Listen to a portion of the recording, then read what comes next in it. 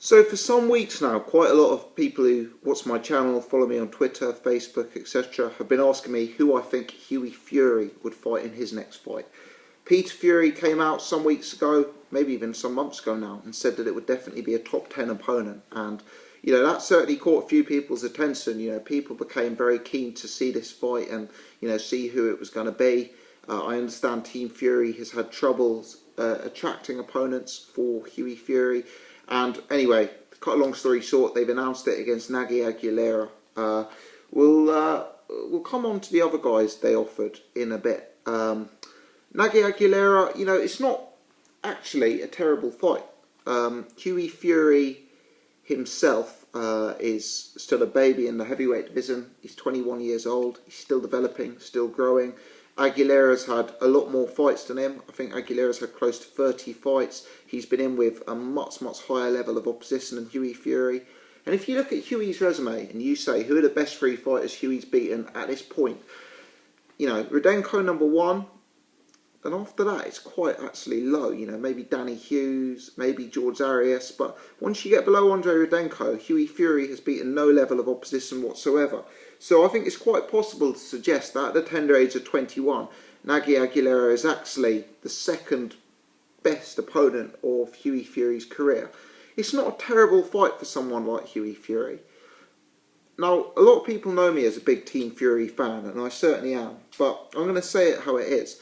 The reason that this fight has led to widespread disappointment, including my own disappointment here, is because Peter Fury has raised expectations unnecessarily, and that has led to, with raising, he's sort of set the wrong expectations and then potentially under-delivered with this fight. Because when you use the phrase top 10 heavyweight, people are thinking, who are the top 10? Tyson Fury, Klitschko, Wilder, Povetkin, Pulev, David Haye, Jennings, Stavern, Takam, that type of guy. People are thinking of those sort of names. Chagayev, Charles Martin, So when you announce a guy like Nagy Aguilera, who most people haven't even heard of, let's be honest, only us real boxing hardcores will know, you've set people's expectations at a certain level and announced it at another level. So I can see why there has been disappointment. And I think that was a poor comment from Peter Fury. And I'm a massive Peter Fury and Team Fury fan. But it seems that Hughie Fury has consistently struggled to get the big opponents in. For this fight they offered Fedosov and also Ustinov, both of whom rejected the fight.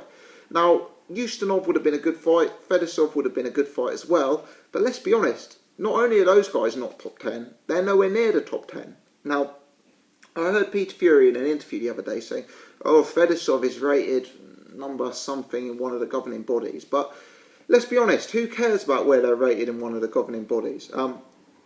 If we're going to say Fedosov is a good fight because he's rated in one of the governing bodies, then we've got to be even-handed and say David Haye fighting Mark Damori was a good fight because Mark Damori was rated highly in one of the other sanctioning bodies. We've got to say Charles Martin versus Glazkov was a great fight because Glazkov was rated very highly in one of the sanctioning bodies. Do you know what I mean? If you're going to use points like that, you've got to be consistent. I personally have my own rankings, my own thoughts on who the top 10 are, and have no interest in who one of the sanctioning bodies have rated in the top 10. Let's be honest, clearly no one watching this video has Alexander Ustinov or Fedosov as a top 10 heavyweight. So I kind of feel with that comment, Peter Fury raised expectations unnecessarily. Hughie's only 21, he hasn't been in with the best level of opposition yet. We're looking for him to gradually step up, gradually increase the level of opposition. But I think by that comment, he sent people's expectations completely the wrong way. And it's led to a bit of disappointment. Now, clearly, his attempts to get Fedosov and Ustinov didn't work, and he's had to settle for Nagy Aguilera. And that's not a bad fight. It's not a terrible fight for Hughie Fury. Aguilera, for me, is not as good a fighter as Andre Rudenko, but he has been in at a much higher level. If you look at his resume, he's got 9 losses, but they come in quite high competition. I mean, just thinking off the top of my head, Antonio Tarver, Chris Arreola, Sam Peter, Maurice Harris, Dominic Breazeale, Gerald Washington.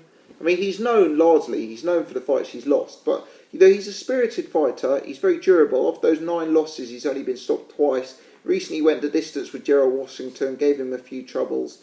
Went the distance with Dominic Breazeale. The guy isn't terrible. And with Hughie Fury possibly not being the biggest puncher in the world, maybe this is one that will go the distance and will be a really, really good workout for Hughie. And look, Hughie's 21 years old. That's a baby for a heavyweight, especially such a big heavyweight who's going to take a bit of time to fully develop and grow into his frame. There's absolutely no need to rush Hughie. And this isn't a bad fight for a 21-year-old with 16, 17 fights, something like that. It's just, as I say, expectations were raised to a certain level, and I think a lot of fans would be disappointed even if Peter Fury had announced Fedosov. I mean, let's be honest, this is an undercard or co-main event fight on a Channel 5 undercard. Mick Hennessy obviously outbid Eddie Hearn. He outbid Frank Warren to land Eubank and Blackwell. That's not going to be a cheap fight to put on. I think the winning purse bid was, best part of £250,000, something like that. So a lot of money's gone on the main event. There probably wasn't the biggest budget in the world to bring in a big name opponent for Hughie Fury. And Hughie Fury, he's not the biggest ticket seller himself. He's not the hugest celebrity boxing name. So it was foreseeable that they may have trouble bringing in an opponent. But yeah, clearly Hughie Fury's a hard guy to match. I just feel maybe tactically saying it was going to be a top 10 opponent was a mistake. As I say, I'm a massive Team Fury fan. There's a lot of hype around Hughie Fury right now. I've heard people saying that he's better than Tyson and he's going to go on to be a dominant world champion. He does look very, very good. Nagy Aguilera, he's certainly a step up from George Arias. He's certainly a step up from Larry Alabama. It would be one of the more meaningful tests of his career so far.